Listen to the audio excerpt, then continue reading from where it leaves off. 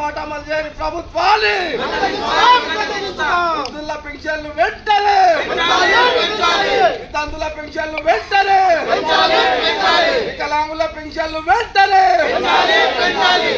జై వికలాంగుల ఐక్యత వికలాంగుల ఐక్యత పెంచాలి పెంచాలి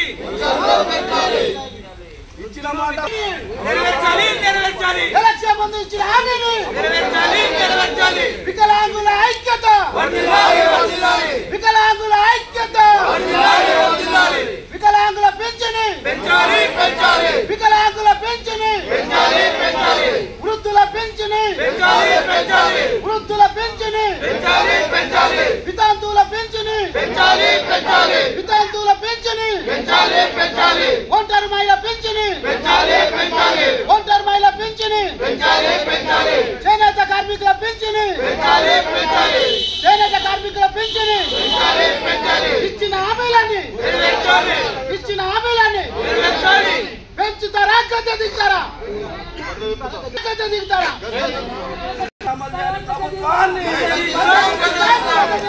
అమలు చేయని ప్రభుత్వాన్ని మాట అమలు చేయని ప్రభుత్వాన్ని కృష్ణమాదిగ గారి నాయకత్వం గౌరవ శ్రీ మందకృష్ణమాదిగ గారి నాయకత్వం గౌరవ శ్రీ మందకృష్ణమాదిగ గారి నాయకత్వం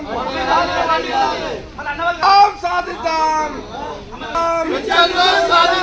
సాధిద్దాం సాధిద్దాం ఇచ్చిన మాట అమలు చేయని ప్రభుత్వాలను మాట అమలు చేయని ప్రభుత్వాలను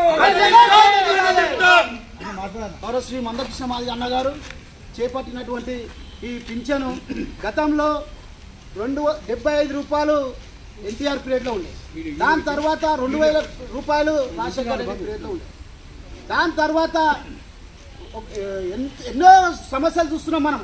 ఇక్కడ ఉన్న ముసలి వాళ్ళు కానీ, ఏజ్డ్ పర్సన్ కానీ, వికలాంగులు కానీ, వృద్ధులు కానీ, వితంతువులు కానీ, ఒంటరి మహిళలు కానీ మనం చూస్తున్నాం. వాళ్ళ ఇళ్లలో ఎట్లా చూస్తున్నారు అనేది మనకు ప్రతి ఒక్కరికి తెలిసిందే. ఎట్లా చూస్తున్నారు అంటే పోయి ఎక్కడో రోడ్ల బస్ స్టాప్లో ఒక జిల్లా 2-3 జిల్లాలు దాటి వాళ్ళను విడిచిపెట్టి వచ్చేస్తారు. ఎందుకు? వీళ్ళతో మాకేం లాభం ఉంది, మనల్ని పెంచి పోషించారు అనే ఇంగిత జ్ఞానం లేకుండా కొడుకులు కోడళ్ళు ఇంతకుముందు కూడా చూసాం. రీసెంట్లీ కూడా మనం చాలా భయానక ఇష్యూలు చూస్తున్నాము. ఎందుకు?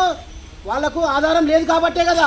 దాన్ని దృష్టిలో పెట్టుకొని కృష్ణమాదిగ అన్న గారు ఏదో పేపర్లో చూసి ఒక సొంత కోడలు తీసుకుపోయి అతను ఎక్కడో నడి రోడ్డు మీద అడవిలో ఇడిసపెట్టే సంఘటనలు చూసాం. ఆ సంఘటనలు చూసిన తర్వాత కృష్ణమాదిగ అన్న గారు ఈ సంఘటనలకి వీళ్ళకి ఏం చేయాలి మనం అని చెప్పి ఆలోచించి గతంలో చేపట్టినటువంటి ఈ పింఛన్దారు హక్కు 1000 రూపాయలు పెంచిపించిండు.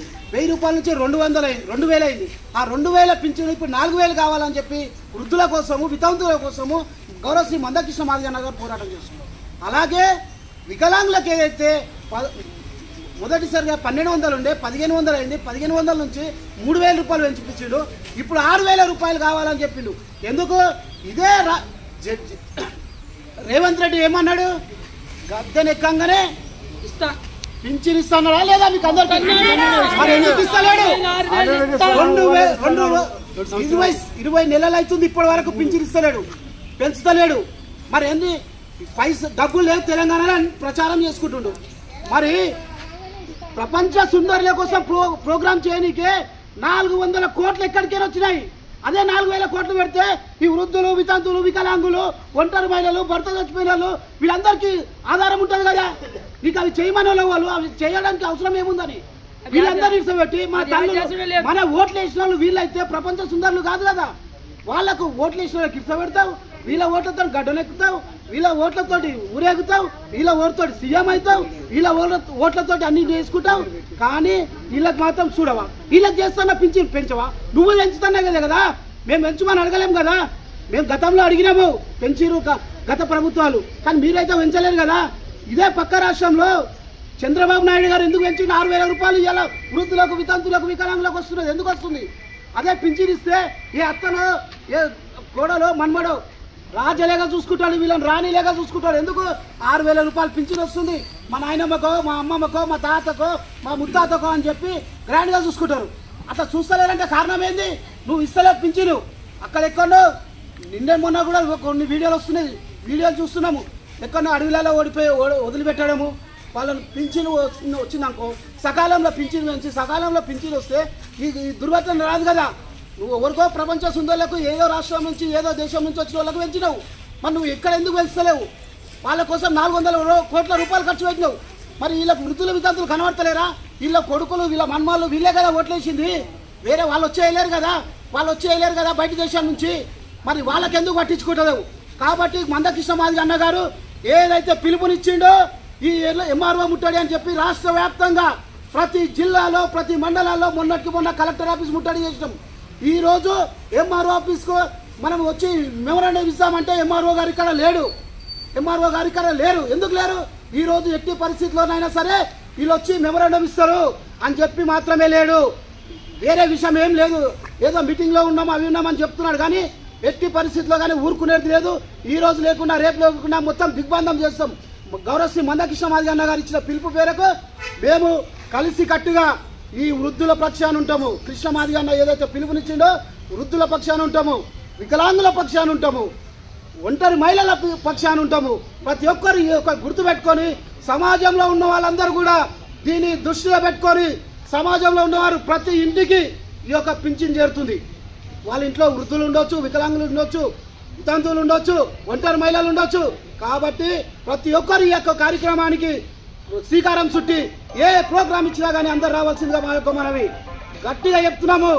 ఈ యొక్క రేవంత్ రెడ్డి ఏదైతే ఎలక్షన్లకు ముందు ఇచ్చిన హామీలు ఎట్టి పరిస్థితుల్లో నిలబెట్టుకోవాలని ప్రతి ఒక్కరికి విన్నపం చేస్తూ ఈ యొక్క కార్యక్రమాన్ని ఎంఆర్ఓ లేరు కాబట్టి ఇప్పుడు ఎంఆర్ఓ గారు కూడా లేరు కాబట్టి తహసీల్దార్ గారు కూడా లేరు కాబట్టి ఈ ఆఫీస్లో మేము ఇప్పుడు కొద్ది క్షణాల్లో ఈ యొక్క మెమరాండం ఇవ్వడం జరుగుతుంది. దీన్ని ఎంఆర్ఓ గారికి ఇట్లా దాన్ని స్పందించకపోతే తదుపరి కార్యక్రమం ఏందనేది గౌరవశ్రీ మందకృష్ణ మాదిగ అన్న గారు ఈ యొక్క కార్యక్రమాన్ని ఇస్తాడు. ఆ కార్యక్రమాన్ని కూడా రోడ్లు దిగ్బంధం కానీ ఏ దానికైనా మేము అందరం ఈ మహిళల కోసము, ఈ వికలాంగుల కోసము, ఈ వితంతువుల కోసము అందరి కోసం మేము ముందుంటామని తెలియజేస్తున్నాము. జై గౌరవశ్రీ మందకృష్ణ గారి నాయకత్వం. విహెచ్పిఎస్ వర్ధిల్లాలి. వికలాంగుల ఐక్యత, ఒంటరి మహిళల ఐక్యత, వితంతువుల ఐక్యత.